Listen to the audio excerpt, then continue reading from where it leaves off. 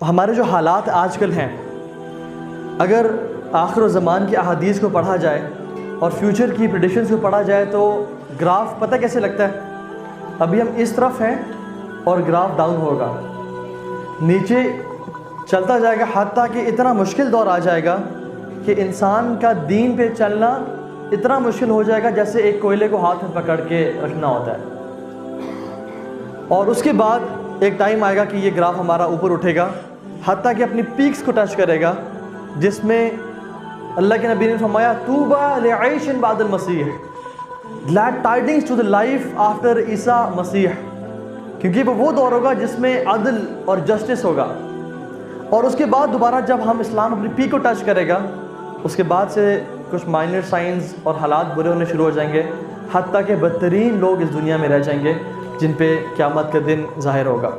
تمام مسلمانوں کو اللہ تعالیٰ ایک ہوا سے اٹھا لیں گے، انہیں روح قبض کر لیں گے۔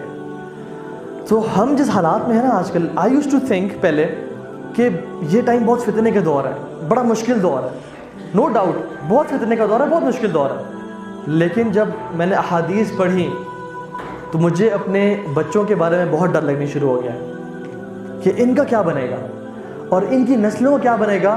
خدا نہ خواستہ اگر میں نے ان کی آج تربیت نہ کی تو یہ کل ولیعاذ باللہ دجال کی فتنے میں شکار ہو جائیں گے، یا دجال کے فتنے کا شکار نہ ہوئے تو مال اور دوسرے فتنوں کے میں شکار ہو جائیں گے، کیونکہ آنے والا دور بہت مشکل دور ہے۔ ہمیں آج سے اپنی امت کی تربیت کرنی ہے۔ ہم میں سے کوئی چاہتا ہے کہ ہماری اولاد میں سے میرا پوتا ولیعاذ باللہ فتنے کا شکار ہو اور دین کو چھوڑ بیٹھے؟ کیونکہ اب جو احادیث آنے لگی ہیں اور جو ٹائم آنے لگے ہمارے پاس وہ اتنا مشکل دور ہے، لیکن یہ فرمایا کہ فتنے کیسے آئیں گے؟ کقطع اللیل مظلم، اندھیری رات کی طرح جیسے اس کے جھونکے آتے ہیں کہ انسان اپنا ہاتھ بھی نہیں دیکھ پا رہا ہوگا۔ یصبح الرجل مؤمنا ویمسی کافرا، صبح مومن ہوگا ایک شخص، رات کو کافر ہوگا۔ مومن صبح مسلمان نہیں ہوگا، مومن رات کو کافر ہوگا، اور رات کو ایک ویمسی مؤمنا ویصبح کافرا، رات کو مومن ہوگا اور صبح کافر ہوگا۔ تو ایسے دور آنے والے ہیں، the worst of the times are yet to come، جن کو اللہ معاف کرے ہماری جو نسلیں ہیں ان کو فیس کریں گے۔ تو اپنی نسلوں کی تربیت کے لیے آج ہم یہاں بیٹھے ہیں، اپنے آپ کو فتنوں سے بچانے کے لیے اور اپنی نسلوں کو فتنوں سے بچانے کے لیے آج اس لیکچر کو بڑے غور سے سنیں۔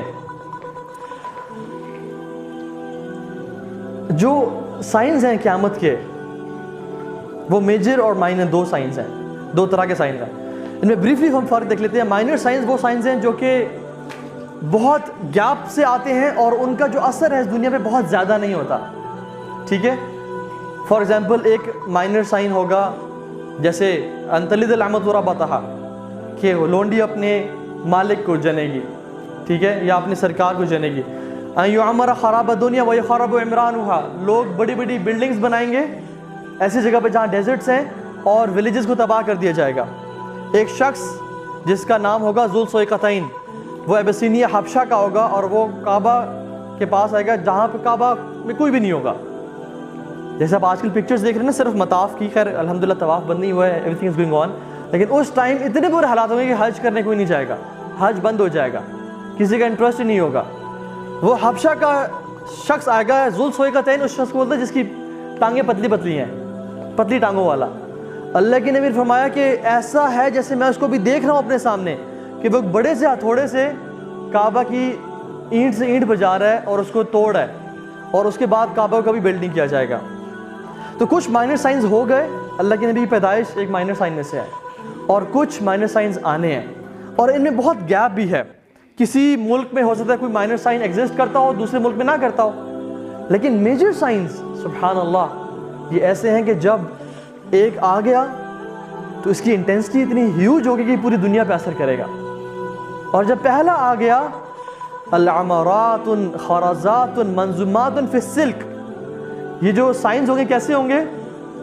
فی السلک، جیسے لائک بیڈز ان اے اسٹنگ، فاذا یقطع السلک، جب بیڈ کو کاٹ دیا جائے گا، یتبعها بعضها بعضا، وہ ایک دوسرے کے بعد گرنے شروع ہو جائیں گے کہ پتہ نہیں چلے گا۔ There will be no time to collect ourselves۔ دجال آیا، عیسیٰ علیہ السلام ظاہر ہو جائیں گے، یاجوج ماجوج آ رہے ہیں، ایک ہی ایرا میں مختلف سائنس، دعوت الارض آ رہا ہے، طلوع الشمس فی مغربہا، ہم ذکر کرتے ہیں سائنس کون کون سے ہوں گے. حذیفہ ابن اسید الغفاری رضی اللہ تعالی عنہ کہتے ہیں ہم بیٹھے تھے مسجد نبی میں، دخل علینا رسول اللہ صلی اللہ علیہ وسلم ونحن نتذاکر، اللہ کے نبی مسجد میں انٹر ہوئے اور ہم آپس میں باتیں کر رہے تھے. تو انہیں فرمایا کہ لم نتذاکروا، کس بارے میں باتیں کر رہے ہو؟ قالوا نتذاکر الساعۃ یا رسول اللہ، اے اللہ کے نبی ہم قیامت کے دن کے بارے میں باتیں کر رہے ہیں. تو انہوں نے فرمایا انہا لن تأتی قبل ترون 10 آیات، قیامت کا دن نہیں آئے گا جب تک تم 10 بڑے بڑے سائنس نہ دیکھ لو.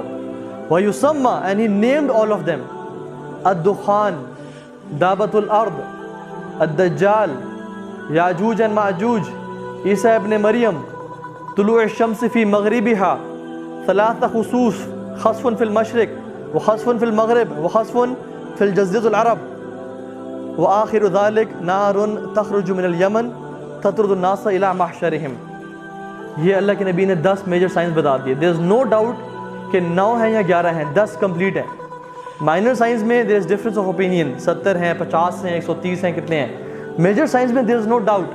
اور اس حدیث میں سیکوینس مینشن نہیں کیا اللہ کے نبی نے، ہمیں ایک رینڈم سیکوینس میں بتا دیے. اور وہ کیا تھے؟ دخان، the smoke، دعوت الارض، beast from the earth. اور ان سارے سب کے بارے میں انشاءاللہ ہم آج بات کریں گے. دجال، ٹھیک ہے، حضرت عیسیٰ کی واپسی، یاجوج اور ماجوج،